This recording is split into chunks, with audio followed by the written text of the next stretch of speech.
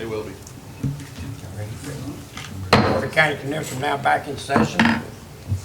We're gonna have the open bids for the Timber Island Bridge repair. First one's Anderson, Columbia.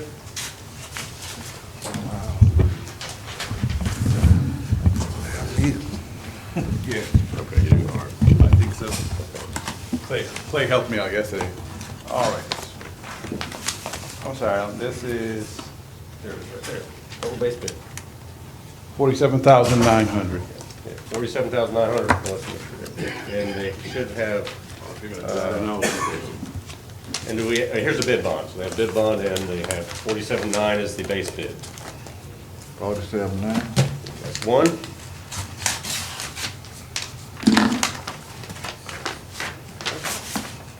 Go. This is North Florida. Florida Construction.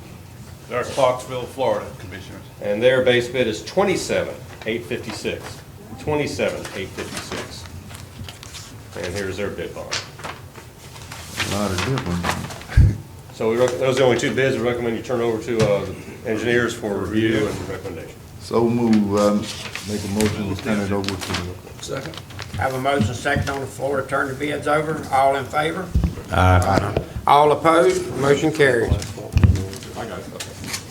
All right, now we're doing the road paving program for Franklin County. Capital Asphalt. Okay, you need a pen? Sir?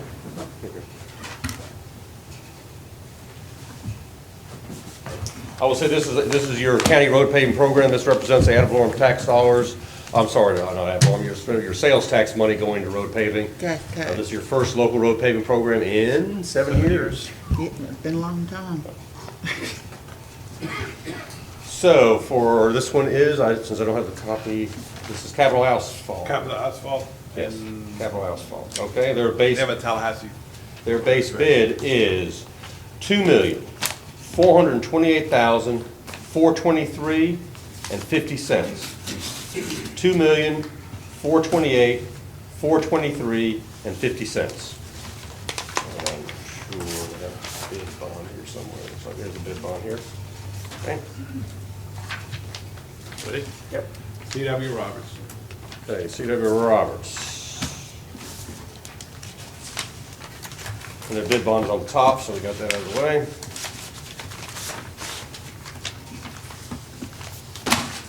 Their base bid is $1,774,977.83.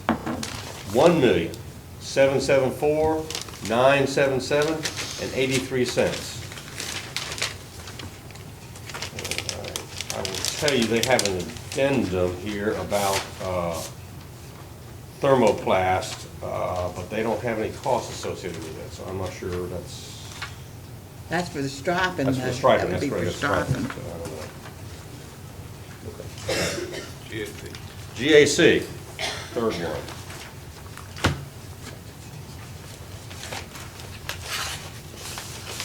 Their base bid is $2,448,675.20. $2,448,675.20. And here's their bid also. Here's their bid bond.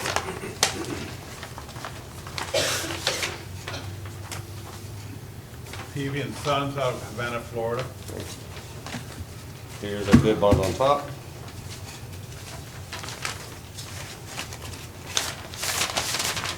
Let me ask you a question. Can I ask you a question? Yes, sir. On these 2 million, they striping included in that? I presume so, I'll be honest, that's the first time, I've done this a long time for you all commissioners, that's the first time I've seen such a big gap, and we haven't finished opening the bids, but that's a big gap in the difference of bids, so Clay's shaking his head that yes, includes the striping, but that is a substantial difference between that one bid and the other two, so. That's why you have the engineers review and make sure they include everything in their bid, make sure it's a valid and competent bid. But let's finish this thing. The next bid we said it was Peavy. Yes. Is $2,394,830. $2,394,830. And the last one is Find Roberts and Roberts. Roberts.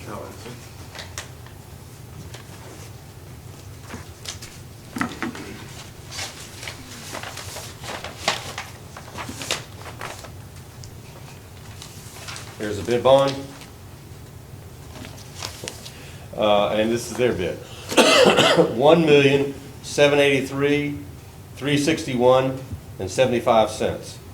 1,783,361 and 75 cents. Those are the 5 bids, and we're going to turn it over to the engineer to make sure that all bids are accurate and complete. And come back with a recommendation. So moved. Have a motion second on the floor, all in favor? All opposed? Motion carries. Those are very competitive bids. Yeah. Commissioners, those were lower than the numbers I was thinking, so we're in pretty good shape. That's a good sign. Question, what do we have budgeted? You had a total of about 2.5 million, but there was some engineering fees associated with that, so you're in good shape. Yeah, because we need to stripe 67 out toward the prison, because they can't see a lick going out there. We need to stripe Ryan's Drive and Carabel, so we'll have some extra money. If them people going to the prison, you can't see at night. I rode out there at night, you cannot see near side of the road. Well, so the good news is if the bids are all accurate, you know, your board may have some additional money to do some additional. Well, that's the reason why I didn't spend all the money in District 2, is because I knew there was little things like that need to be done. Even though we have asked for a grant to come down here to repave 67 from 98 Right. all the way to the prison, we still need to get something done now. Yeah, I know you can't see a lick going out there. And I had just had it restriped about 3 years ago. Well, the thermoplastic is the way to go. It is, for that kind of road, but on the little roads that are in the neighborhood or something, The you don't need paint's the fine. thermoplast on it. Okay, those are the bids this morning. When would they have them bid, man? I'm sorry, sir? When would they have it? Oh, they'll be doing it, won't be today. We'll come back to the next board meeting and give you an estimate. Okay. Okay. Mr. Kim Bodine. Good morning. Good morning. You got them on? And we gotta start that. Let me know when you're ready to start the video. I'm just going to say a few words, and then we can start the video. I wanted to bring the video to the commissioners so you could see sort of a recap of some of the work we've been doing over the last 3 years. We have an annual luncheon every year, and at that luncheon, we like to show community partners the things that we do throughout the year. It's a good chance for us to recap a lot of the work that we do and sort of take stock of things that we're doing good and things where we may need a little more work to be done. And I brought the video here to share with you all for the Franklin County projects that we've been doing. And I just wanted to share that with you and then give you a copy of our annual report so you could see the work that we're doing. And after the video, I'll be happy to talk a little bit about the last phase of shelling that we know about. I'm gonna turn one of the lights off.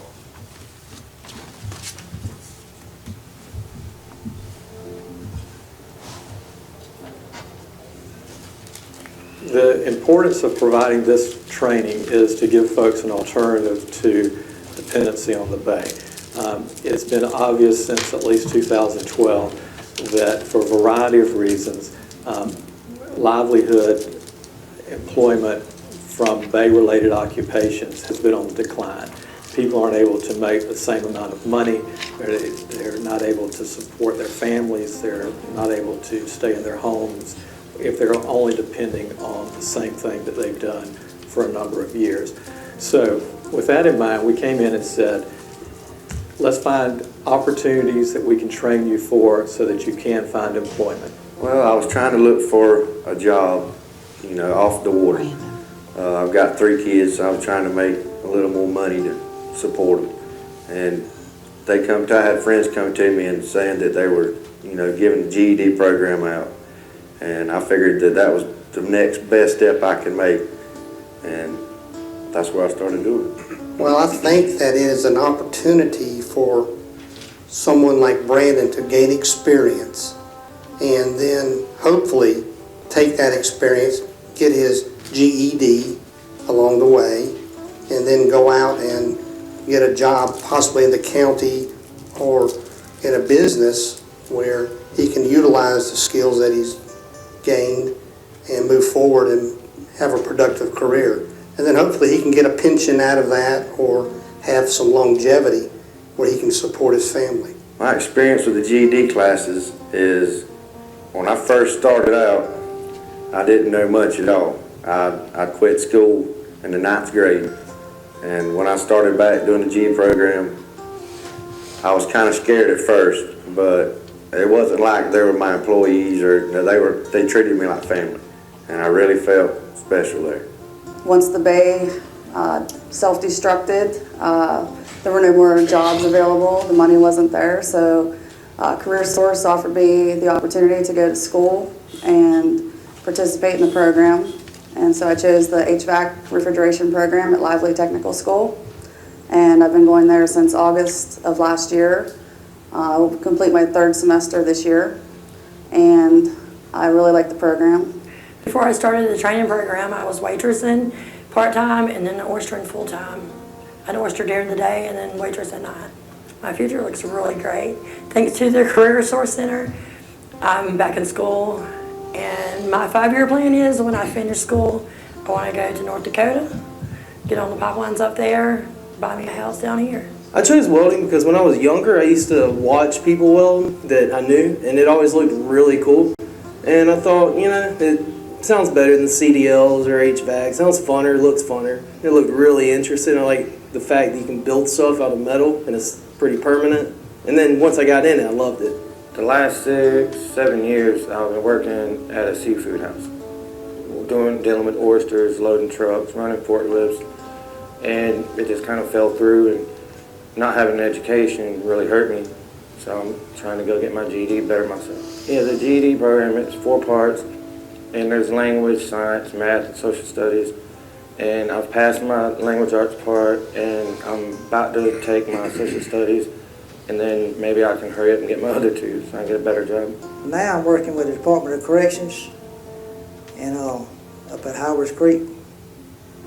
Been there ever since last November. And I'm so proud to have that job because, like I say, getting my GED, starting everything, if I hadn't got that, I couldn't be where I'm at today. I want to thank Miss Val and Miss Jeannie for all the hard work they've helped me with. Yeah, Miss Cassidy, I want to thank you.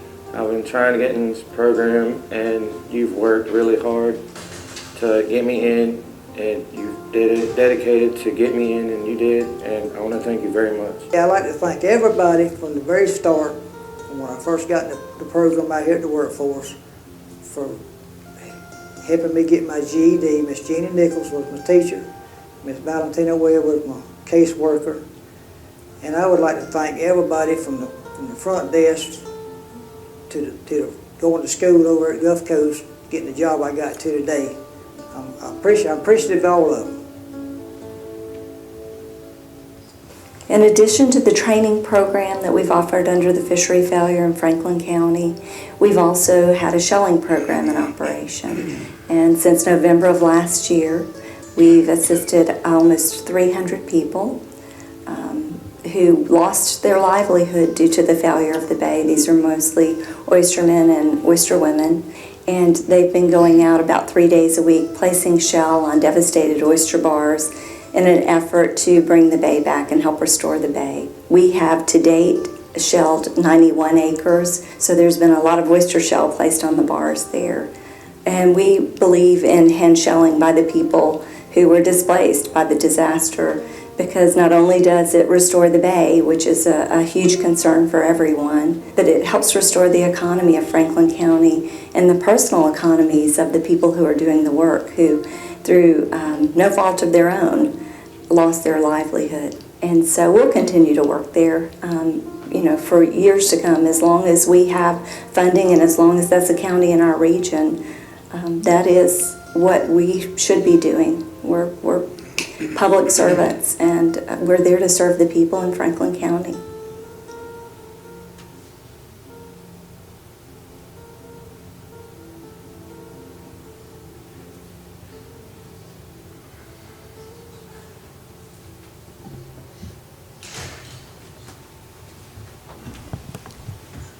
So that, in a nutshell, gives you an overview of the work that we've been doing. I'm sorry, I'm losing my voice. I think the red tide in Bay County is about to kill me. I can't, every morning I wake up really hoarse.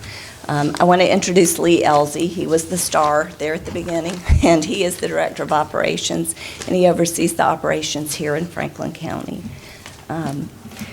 So at this point, we've actually run through all of the federal dollars that we had for shelling in the bay.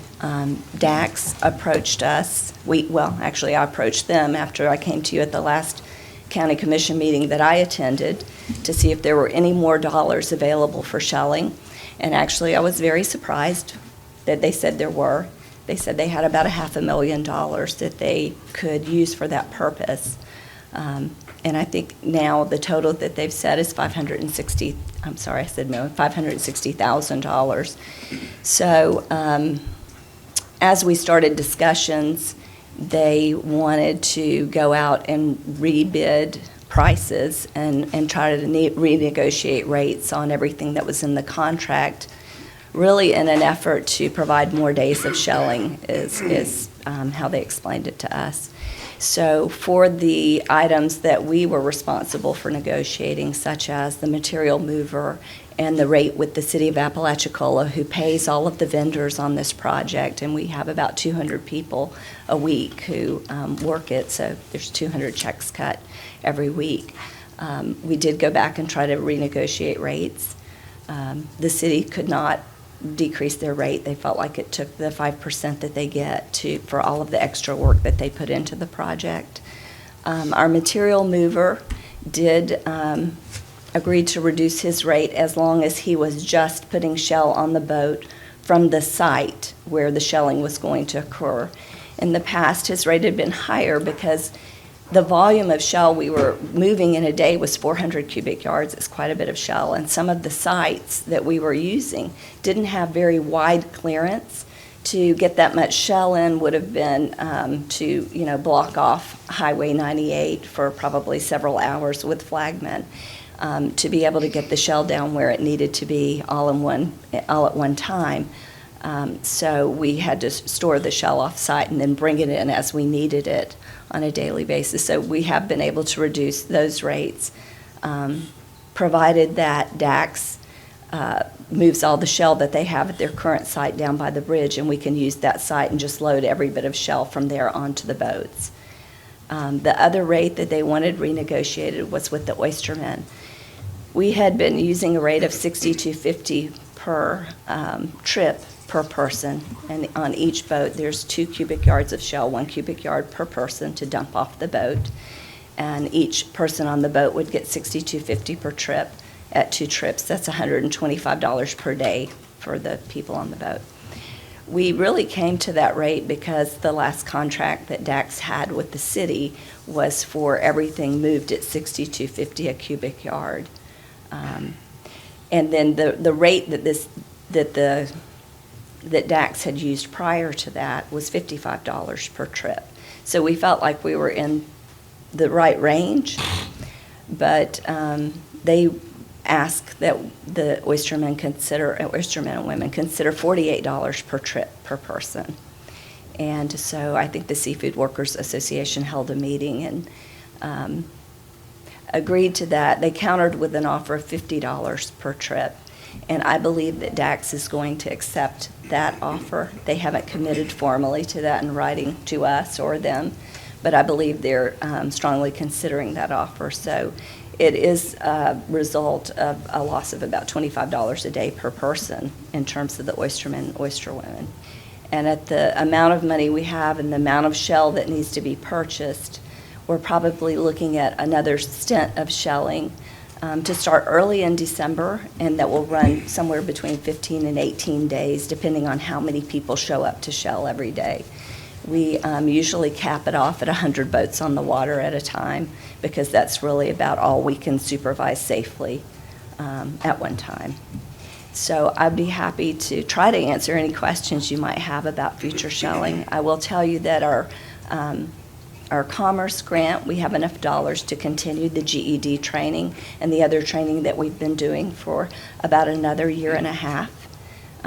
When those dollars go away, there is going to be a void, because under our regular dollars that we operate with, we aren't allowed to provide GED services. Workforce boards are not allowed to provide those services. So that is something I just want to make you aware of, that in 18 months that could be an issue. I know the school district here does also have an adult education and a GED program. But as we move out of that, if funds don't become available for us to continue that, we will work with the school district to ensure that there's some seamless transition and that those services can be offered to people, because I do think it's very important in this community. We have a lot of people that have taken part in that, and we've actually seen a lot of success with that. And as you saw on the video, it's very meaningful for people.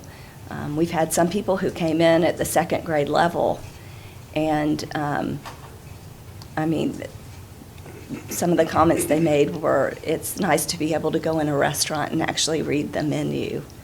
So I think that even though they won't be able to get their GED, it's important that these people have literacy to the, to a basic level that they could read a newspaper or a contract or, a menu in a restaurant. And so we've been very happy to help support that work. But that's really all I have for you today. I just wanted to bring you up to speed as to where we are in the big picture.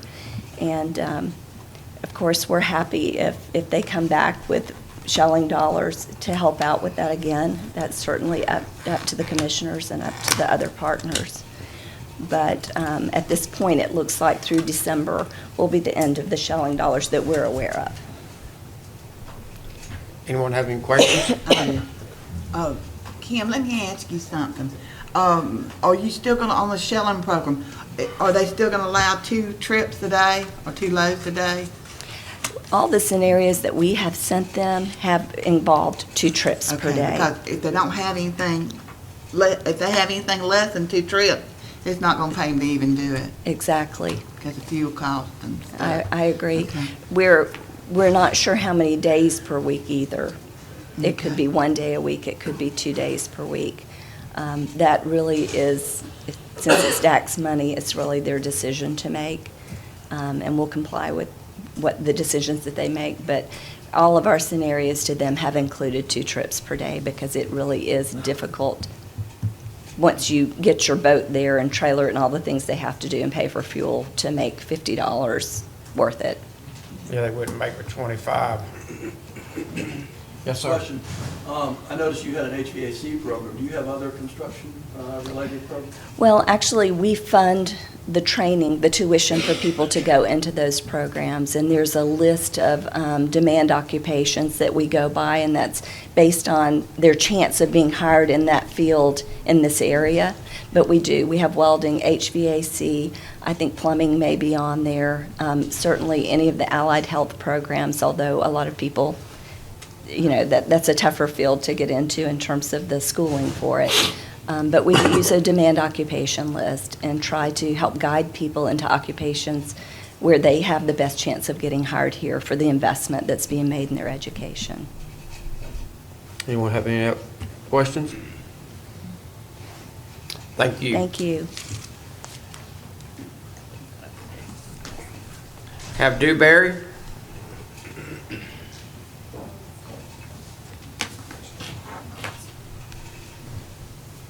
Good morning. Good morning, Commissioners. I'm Brian Griffith with Dewberry. I'm Regional Vice President, and it's a pleasure to be here with you this morning, and a true pleasure to have the opportunity to serve under your contract services to assist you through the Restore multi-year implementation plan development.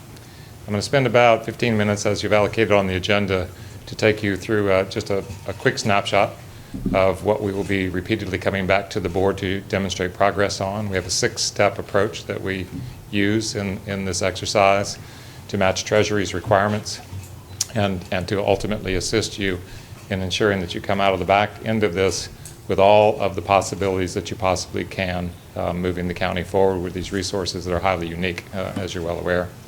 So if you'll indulge me, I'll give you a quick profile. Before I get started, I also want to introduce, in case she has not had the chance to have that introduction before, Stella Wilson. Stella will be our project manager. You'll see a lot of Stella, as well as a couple of representative names and that I'll associate with during the process to demonstrate the entirety of the team here. Stella, if you would. And you can take it to the next one. So our team is actually much deeper than this, but this is in essence the 8 members that are likeliest to be seen in terms of names and faces in the county. The reason our teams are rather expansive is they're more contingency based. I will tell you up front that, as you're more than well aware, and I've had the opportunity to meet several of your commissioners in the evolving processes, this is one that is still evolving. They're actually running the car and building the engine on the way out of Washington, so there are some fits and starts that we have to go through, and to back that up, we want to make sure that you have the team complement that could meet them at every crossroad, frankly. Myself, of course, Stella, as I mentioned earlier, Connie Lasher with Dewberry and Mike Hansen are positioned out of Pensacola, and we will be operating in and out of this region. We actually operate 5 of these contracts of the 8 counties, and I just want to tell you, as you all come on now, in terms of running the multi-year implementation plan process, that probably in essence was a wise move. There was a lot of pioneering to do on that ground that I mentioned, hadn't been exactly cut. And we're going to bring obviously all of those direct, we're point of the spear largely dealing with Treasury, and bring those experiences to benefit you in this process. On the right side of the chart here is our specialty applied subs. We have Paul Johnson and Rick Carter from E&E, and Jade Marks from E&E, and we have Bryce Harris from the University of West Florida. Many of these names, or at least the organizations, I'm sure you're very familiar with. These institutions represent our opportunities where they'll come up in the developmental part of this, where you may question return on investment. Some of the economic scenarios, that's where we would engage UWF and have in the other counties as well. On your environmental best science approaches to some of the engineered solutions that are proposed before you, we would engage E&E. Okay. Ron, on the Haas thing, are that's also tap into the Triumph deal, because the Haas Center? The Haas Center has been largely underwriting the same components and within the Triumph structure, yes. So there are 3 component distributions in what is really known as Restore. There's a lot of confusion about what all of the money allocations are. There are actually 5 allocations in Restore, but I'll just focus on these 3 for this slide. The direct component, which in street talk is referred to as Pot 1, is of course the focus of this contract. This is the allocation to the county that you control. For lack of any other terminology, you control it. It is your resource. There's a very important point I'd like to stop at here, especially as you all embark on this from day one. These resources, I served for over 33 years integrating and managing the federal programs delivery at the coastal zone throughout the 5 Gulf states. A lot of experience in this. This is the most unique legislation ever passed to empower local governments at the allocation level that you've received and the opportunities that it presents you. It would be harder to determine what you couldn't do with these resources than to figure out what you could do. So the exercise of going through a planning scenario like this is really to get down to but for this opportunity, what would the result be? There is a lot of speculation, that groups will simply use these as offset funds. Well, that would actually be tragic.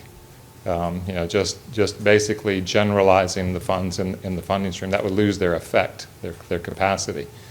For right now in this market, I call the market, and with a large concentration in the Panhandle region, there is so much more going on than Restore. Restore has catalyzed the federal family focus here that is unnatural. It would not give this much attention but for Restore. And so as a consequence of that, when I was listening to the previous presentation relative to CareerSource and the effect of basically building, and these are my words, but building a safety net for the next generation of what will you do after, or if this fishery does not actually respond. That transition scenario involves a lot of people. I'm sure you're approaching USDA. There's the Sea Grant institution. The Sea Grant representative was speaking earlier. There are a lot of institutions that can help. Their missions are just a little quirky, They may not line up directly, but they're highly leverageable. These resources that you have here have been cleansed. And normally in federal appropriations, when appropriated tax monies can't be used as federal match. The legislation specifies these as non-federally controlled in that respect. You can use these monies as local match. Well, that just ignites a whole different array of possibilities and scenarios for your leveraging. You can meet up with those programs that heretofore were looking for that connection because you own it. It looks exactly like you developed it right out of Franklin County, and it is yours to mix and match as you please. That leveraging capacity should, frankly, at the end of the day, it's your choice. Ultimately, the projects will come in different arrays, highly complex in some and not in others. But in any event, you should wind up with a magnified match.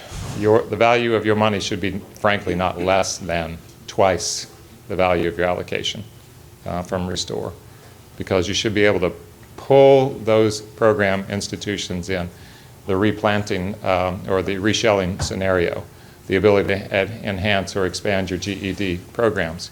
All of those take on a different complexion when you have these kinds of resources available to you under that planning scenario. So, hope that makes sense. When we get done at the end of the day, you'll see that leveraged structure come out of the process. Good.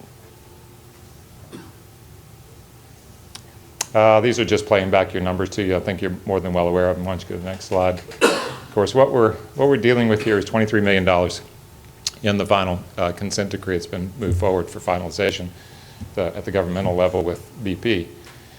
This $23 million, and one thing about me is especially, this team has over 100 years of highly intense and focused coastal community planning efforts like we're taking on here. $23 million in and of itself does not solve any one thing. So the point here is, as I said before, there's so much going on with Restore. These are my words and experiences, what you have the opportunity here is to anchor a lot more resource and a lot more attention that has now turned its availability here. So this is catalyzing resources. And at the end of the day, I think you'll be stunned at how much $23 million, especially as you tell your story through this process.